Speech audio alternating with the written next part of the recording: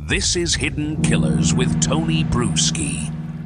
When it comes to accountability in crime, the law only focuses on the people who actively commit the worst acts. But what about the ones who stood by and let it happen? That is the big question surrounding Kevin Franke. He wasn't the one who tied up his children. He wasn't the one who starved them. But he was the father in the house, the one who watched his wife Ruby spiral into extremist parenting, the one who didn't step in when the red flags were practically smacking him in the face.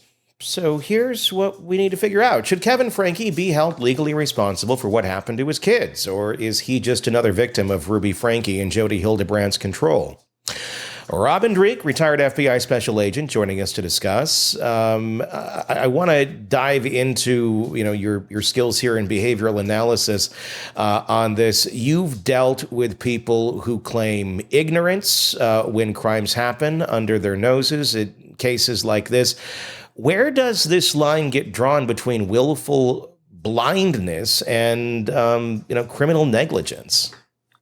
I think in this case, there's definitely an arc of her, Ruby being in control of the house. She definitely controlled the household. Then, she brings Jodi Hildebrandt in there, and Kevin was always from the very beginning. And I got this not just from the case itself, but just reading the daughter's book, always the supportive role, always kind of enamored with Ruby and did whatever Ruby said. Mm-hmm. So that being the case, though, if you're looking at it from a legal standpoint, I think the big challenge is in order to go after him, you're going to have to show that he was willfully knowledgeable, or at least just knowledgeable at all, of what was going on.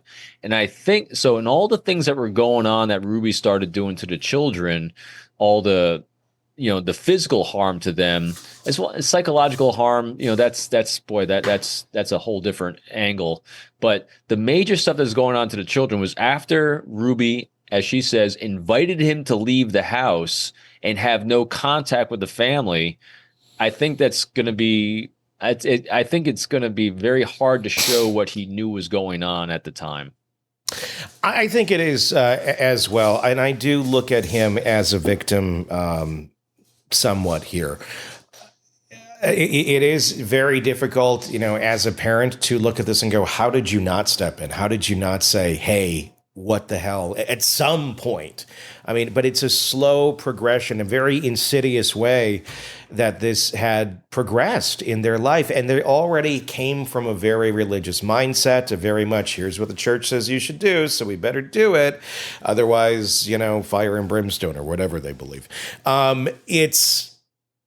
You got that in there. You have literally a marriage that seems to have some issues here. You have the church that says, go to Jodi, and literally recommends her. And then here's Jodi basically spouting off whatever she thinks. And they're looking at as well, it's not only Jodi, the church says this person is smart too and has good ideas. So he's going along with it. And he's already in a mindset where he is somewhat culpable or somewhat susceptible, I think, of, magical thinking, of just willful blindness to some of these people. But is that an excuse? Is that an excuse to be negligent to your children if your belief system led you to think that, well, abusing our kids is what God wants? Here's the real challenge here is because again, I don't think anyone's going to be able to show a linkage where he knew that his children were being abused after he left the house. And the reason he left the house, so his whole motivation, as has been described both in the daughter's book and throughout everything, is that he wanted to be a great father and he wanted to be a great husband, according to the definition as their church and their community defined it. And that meant that he took the role of provider as Ruby took the role of matriarch in the house. And when you allowed her to be the matriarch in the house with her ways of doing things that she learned from the groupthink of her own parents, this is the way things are done. This is the way things. So in other words, he was all of them were completely surrounded by massive groupthink, and that this is the way a healthy family behaves. This is the way a healthy family provides. And so as it's escalating down that path, and then enter Jodi Hildebrandt, who then starts that boiling pot with the frog in it, and as it's starting to cook without even realizing it, she then uses that same language, that same thought process to say to Ruby, in order for him to be a better husband, he needs to go fix himself and go work on himself, because he's got all these issues. He's got unclean thoughts, because all men have unclean thoughts. In order for that to work, he's got to leave the house. And because he's already been slowly boiling and being inoculated to this behavior, he says, wow, you're right, because it's always been right. So many other people say you're right. In order for me to be a better father and a better husband, I have to leave the house for at least a year, because that's what he told the kids. Yeah. And then even when he is the professor on the same campus with his daughter, he was not allowed to have contact with her. Yeah. Does that not blow your mind? And he willingly went along with it. There's no court order saying any of this. It's just like, well, this is the best thing to do according to our faith and Jodi and all of that. And because he was not allowed to have contact, there is no communication where he's aware of what was going on, because he allowed his wife and the crazy nut job Jodi of cult leader to take over everything. And so he was a bad father. There is no doubt. A bad father, but trained to believe he was being a good father, based on 100%. The convictions that he was brought up around, and his circle was telling him. And that's got to take some time to kind of get your way out of that. I still think he's working his way through it, based on the interviews that I've seen recently from him. I don't think he's fully out of it. I don't think he's fully grasped his role in this, or is ready to take full accountability. And I think it's just going to take some time, because he's coming out of a cult. And that takes some moment, kind of takes steps sometimes. So I'm not faulting him for not immediately being like, oh my God, but he's still blaming the internet. That's the big thing. It's the internet. It's the internet that made her do this. No, it's your religion and Jodi and your whole way of life that made this happen. Take 8 passengers out of it. This same shit, I think, would have happened, just on a much less visible scale to the public. The fact that she had the notoriety is really what brought them the attention. And the fact that he is still saying, I still love her. I still love her. But he is saying, it's not that I mean I want to get back with her, but I think I'll always love her.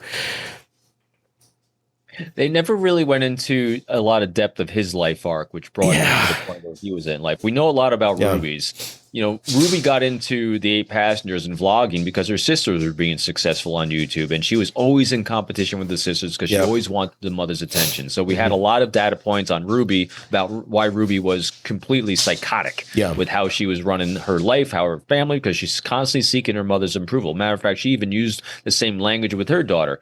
Her mother told Ruby that we can only have a conversation, be friends, when you become a mother yourself, and because you don't understand. And so once you reach that milestone and you have that label of mother and matriarch of the household, we can then become friends. She told the same thing to her kids. Her kids were not anything but a tool for her to become a mother. Yeah. I mean, that's why she targeted Kevin in college. She literally saw him and targeted him for marriage before she even, I think it was her first or second year of college, that she said, I want to marry him because he fits that mold of what I need to have this, and this.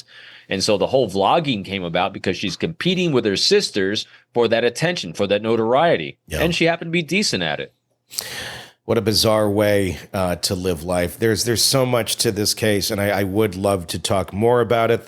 There's a new documentary that's out, actually, as of our recording today, on Hulu, that dives into this and really shows the depth of what was going on, at least from the perspective now, and the words of Kevin Franke and some of the kids. It's definitely worth checking out, and maybe next week we can dive into that once we both had a chance to really see it in its entirety. It's a story and maybe a lesson that others in similar circumstances, in similar religions, in similar weird ways of thinking, can recognize some red flags and hopefully find a way out. The world of true crime never stops, and neither do we. Press subscribe now to get daily updates, in-depth analysis, and expert opinions from the Hidden Killers podcast and True Crime Today.